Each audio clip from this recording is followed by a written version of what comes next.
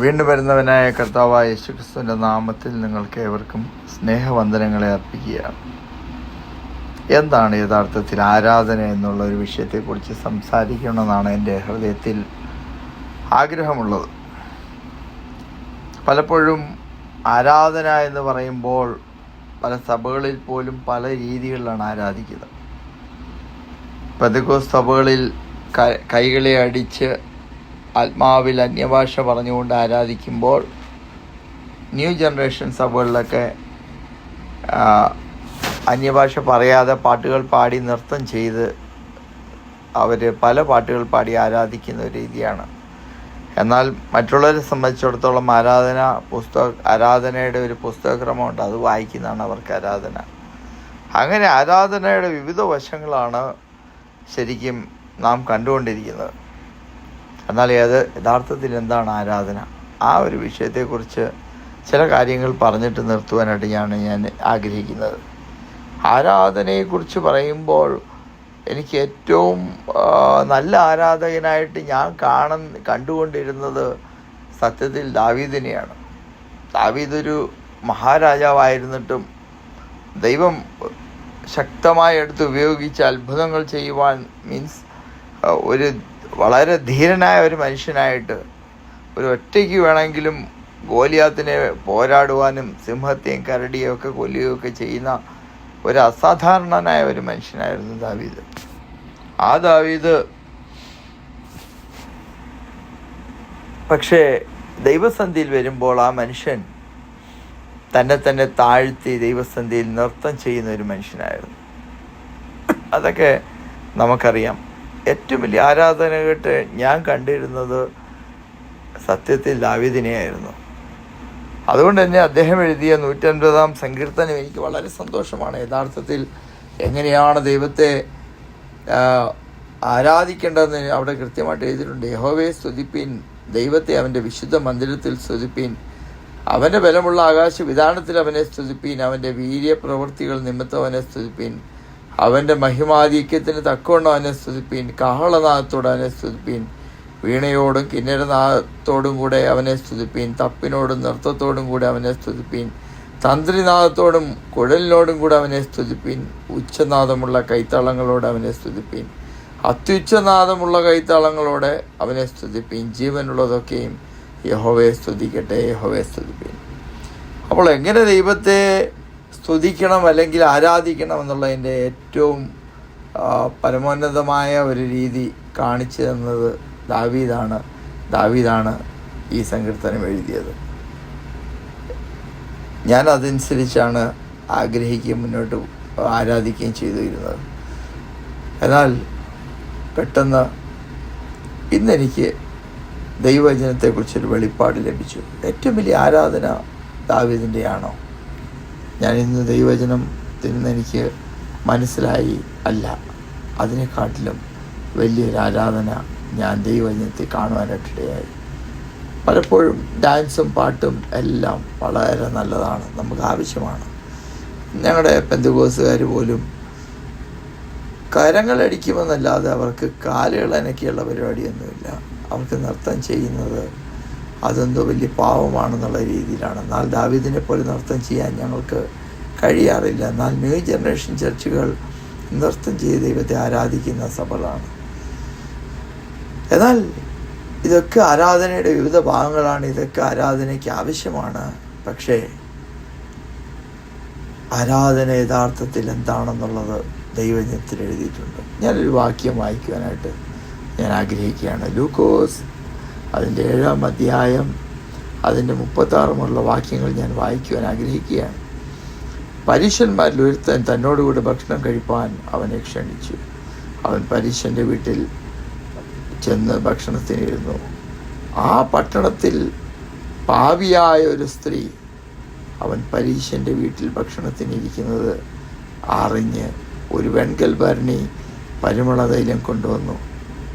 പുറകിൽ അവൻ്റെ കാൽക്കൽ കരഞ്ഞുകൊണ്ട് നിന്ന് കണ്ണുനീർ കൊണ്ട് അവൻ്റെ കാൽ നനച്ചു തുടങ്ങി. തലമുടി കൊണ്ട് തുടച്ചു, കാൽ ചുംബിച്ച് തൈലം പൂശി. ഇത് വായിച്ചപ്പോൾ സത്യത്തിൽ എൻ്റെ ഹൃദയം തകർന്നുപോയി. എന്നോട് പരിശുദ്ധാത്മാവ് പറഞ്ഞു, മോനെ, ഇതാണ് ആരാധനയുടെ ഏറ്റവും ശ്രേഷ്ഠമായ ഭാഗം. ഇതാണ് ആരാധന. എൻ്റെ ഹൃദയത്തിൽ ഞാൻ ഇന്ന് ഒരുപാട് കരഞ്ഞു എന്ന് പറയാം. ഞാനിത് വായിച്ചപ്പോൾ സത്യത്തിൽ ചാടുകയും തുള്ളുന്നതിനൊക്കെ മുകളിലുള്ള അതിശ്രേഷ്ഠമായ ആരാധനയുടെ ഒരു വഴിയാണ് ആ പാപിനിയായ സ്ത്രീ കാണിച്ചു തന്നത്. ഞാനൊന്നുകൂടെ വായിക്കുകയാണ്. പുറകിൽ അവൻ്റെ കാൽക്കൽ കരഞ്ഞുകൊണ്ട് നിന്നു. അവൾ കരയുകയാണ്. അവളുടെ കണ്ണിൽ നിന്ന് കണ്ണുനീർ തുള്ളികൾ ഒഴുകുകയാണ്. ആര് മരിച്ചാൽ പോലും നമുക്ക് കരയാനൊരു ലിമിറ്റുണ്ട്. പക്ഷേ ഈ സ്ത്രീ ഒരുപാട് കരയുകയാണ്. അവളുടെ കണ്ണിൽ നിന്ന് ഇങ്ങനെ ധാരധാരയായി യേശുവിൻ്റെ കാൽ കഴുകുവാൻ തക്കവണ്ണം കണ്ണീർ അവളുടെ കണ്ണിൽ നിന്ന് വീണുകൊണ്ടേയിരുന്നു. അപ്പോൾ എന്തുമാത്രം അവളുടെ ഹൃദയത്തിൽ യേശുവിനോടുള്ള സ്നേഹം, യേശുവിനോടുള്ള ആരാധന അവളുടെ ഹൃദയത്തിലുണ്ടായിരുന്നെന്ന് നിങ്ങൾ ഒരിക്കൽ കൂടി ചിന്തിച്ച് നോക്കണം. നിങ്ങൾക്ക് ദൈവസന്നിധിയിൽ എത്ര കരയുവാൻ കഴിയുന്നുണ്ട്? ഞാൻ പറയുന്നു 99% ആളുകൾക്കും ഇന്ന് ദൈവസന്നിധിയിൽ കരയുവാൻ കഴിയുന്നില്ല. കാരണം യഥാർത്ഥ ആരാധന അവരുടെ ഉള്ളിലില്ല. കരങ്ങളടിച്ച് തുള്ളി അന്യഭാഷയിൽ ആരാധിച്ച് അവർ തിരിച്ചു പോവുകയാണ്. പക്ഷേ ആ ഗേറ്റിന് സഭയുടെ ഹാളിന് വെളിയിലിട്ട് പോകുമ്പോൾ അവർ പിന്നെയും പഴയ രീതിയിലേക്ക് മാറുകയാണ്. ഇവിടെ ഈ സ്ത്രീ അങ്ങനെയല്ല. അവളുടെ ഹൃദയത്തിനകത്ത് യേശുവിനോടുള്ള ആരാധന, സ്നേഹം അങ്ങനെ നിറഞ്ഞു കവിയുകയാണ്. എന്ത് ചെയ്യണമെന്ന് അവർക്കറിയത്തില്ല. അവൾ യേശുവിൻ്റെ കാൽക്കൽ കരഞ്ഞുകൊണ്ട് നിന്ന് അവളെന്ത് ചെയ്തു? കണ്ണുനീർ കൊണ്ട് അവൻ്റെ കാൽ നനച്ച് തുടങ്ങി. അവളപ്പോൾ അവളുടെ കണ്ണുനീര് കാലിൽ വീണെങ്കിൽ അവൾ കവിണ്ണു വീണ ആ കാലെ കിടക്കുകയാണ്. ആരാധനയുടെ ഏറ്റവും ശ്രേഷ്ഠമായൊരു ഭാവമാണ് യേശു ആരാണെന്ന് മനസ്സിലാക്കുക, യേശുവിൻ്റെ പാദങ്ങളിൽ വീണ് കിടക്കുക. എനിക്ക് ഭയങ്കര സന്തോഷമുണ്ടാക്കിയൊരു വാക്യമാണിത്. അവൻ്റെ കാൽക്കൽ കരഞ്ഞുകൊണ്ട് നിന്നു, എന്നിട്ട് കണ്ണുനീർ കൊണ്ട് അവൻ്റെ കാൽ നനച്ചു തുടങ്ങി. അവൾക്കവിടെ വെള്ളം കിട്ടിയില്ല, സ്വന്തം കണ്ണുനീര് കൊണ്ട് അവൻ്റെ കാൽ. അപ്പോൾ ഇത്രമാത്രം കണ്ണീര് എവിടെ നിന്ന് വന്നു? സ്വന്തം മാതാവ് പിതാവ് മരിച്ചാൽ പോലും ഒരു പരിധിയിൽ കൂടുതൽ കരയാൻ നമ്മളെ കൊണ്ട് കഴിയത്തില്ല. കുറച്ച് കഴിഞ്ഞ് കരഞ്ഞ് നമ്മൾ ശാന്തമാകും. എന്നാൽ ഈ പ്രിയ സഹോദരി യേശുവിൻ്റെ കാൽക്കൽ അവളുടെ കണ്ണുനീർ കൊണ്ട് കാൽ നനച്ച് തുടങ്ങി. കാൽ നനഞ്ഞു കഴിഞ്ഞപ്പോൾ അവളുടെ തുണി കിട്ടാഞ്ഞിട്ട് അവൾ തലമുടി കൊണ്ട് കാൽ തുടച്ചു. ശരിക്കും നമ്മളായിരുന്നെങ്കിലോ നമ്മുടെ കാലിൽ ഒരാളുടെ കണ്ണുനീര് വീണ് തുടച്ചാൽ നമുക്ക് നല്ലതായിട്ട് തോന്നുമോ, മോശമായി തോന്നുമോ? തീർച്ചയായിട്ടും നമ്മൾ ഒരാളുടെ കണ്ണുനീര് ദേഹത്ത് വീണാൽ നമ്മൾ തുടച്ച് കളയും. നമുക്ക് അസ്വസ്ഥയുണ്ടാവും, ബുദ്ധിമുട്ടുണ്ടാവും. പക്ഷേ യേശുവിനത് ഏറ്റവും ശ്രേഷ്ഠമായിരുന്നു. ആ കണ്ണുനീര് യേശുവിൻ്റെ കാൽക്കൽ വീണപ്പോൾ ഞാൻ പറയുന്നു, അവിടെ അവൾ പൊട്ടിച്ചൊഴിച്ച 10,000 കണക്കിന് രൂപ വിലയുള്ള ആ തൈലത്തെക്കാളും യേശുവിന് സന്തോഷം തോന്നിയത് അവളുടെ കണ്ണുനീര് കൊണ്ട് യേശുവിൻ്റെ പാദങ്ങൾ കഴുകിയപ്പോഴായിരിക്കാം. യേശുവിന് സ്തോത്രം. കണ്ണുനീർ കൊണ്ട് പാദങ്ങൾ കഴുകി തൻ്റെ തലമുടി കൊണ്ട് തുടച്ചു. അതിനുശേഷമാണ് അവൾ തൻ്റെ തൈലമെടുത്ത് കാലിൽ പൂശിയത്. വളരെ വിലയേറിയൊരു തൈലം, യേശുവിന് വേണ്ടി പ്രത്യേകമായി അവൾ കാശുണ്ടാക്കി വാങ്ങിച്ചത്. ഈ പെണ്ണാരാണ്? ഈ സ്ത്രീ ആരാണ്? അവൾ പാപിയായ ഒരു സ്ത്രീ എന്നാണ് എഴുതിയിരിക്കുന്നത്. എല്ലാവരും പാപികളാണ്. എന്നാൽ വേദപുസ്തകത്തിൽ പാപിയായി എന്നെഴുതുമ്പോൾ അതിന് പല അർത്ഥങ്ങളുണ്ട്. അവൾ മോശമായി ജീവിച്ചിരുന്ന ഒരു സ്ത്രീയാണെന്നായിരിക്കണം അതിൻ്റെ അർത്ഥമെന്നാണ് വിശ്വസിക്കുന്നത്. ഈ സ്ത്രീ ആരാണെന്ന് വേദപുസ്തകത്തിൽ എഴുതിയിട്ടുണ്ട്. നിങ്ങൾ യോഹന്നാൻ്റെ 11-ാം അധ്യായം 1-2 വാക്യം വായിക്കുമ്പോൾ ഇത് ലാസറിൻ്റെ സഹോദരി മറിയയാണെന്ന് നമുക്കവിടെ കാണുവാനായിട്ട് കഴിയും. പ്രിയ സഹോദരയെ, ആ മറിയ യേശുവിൻ്റെ കാൽ അവളുടെ കണ്ണുനീർ കൊണ്ട് കഴുകി.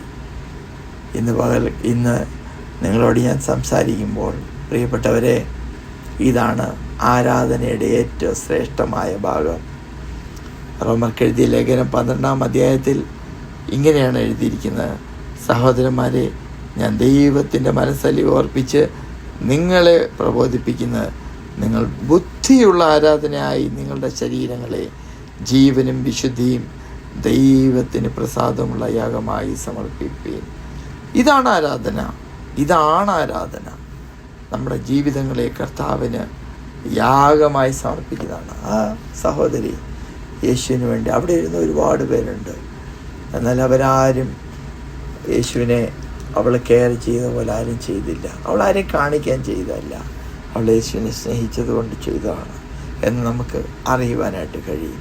യേശു അവളെക്കുറിച്ച് പറയുകയും ചെയ്തു. യേശു അവളെ മെൻഷൻ ചെയ്തു. മറ്റുള്ളവരവളെ അതും ഇതുമൊക്കെ പറയാൻ തുടങ്ങിയപ്പോൾ യേശു അത് സമ്മതിച്ചിട്ടില്ല. അതിൻ്റെ കാരണങ്ങളൊക്കെ അതിന് ശേഷമുള്ള വാക്യങ്ങളുണ്ട്. പ്രിയപ്പെട്ടവരെ, ഇന്ന് പകൽക്കാലം ഈ അതിശ്രേഷ്ഠമായ ആരാധനയുടെ ഭാവത്തിലേക്ക് നടക്കുവാൻ തക്കവണ്ണം സ്വർഗം നമ്മളെ സഹായിക്കട്ടെ എന്ന് നിങ്ങൾക്ക് വേണ്ടി പ്രാർത്ഥിച്ചുകൊണ്ട് ഞാൻ എൻ്റെ വാക്കുകൾ അവസാനിപ്പിക്കുന്നു. കർത്താവ് നമ്മളെ സഹായിക്കട്ടെ.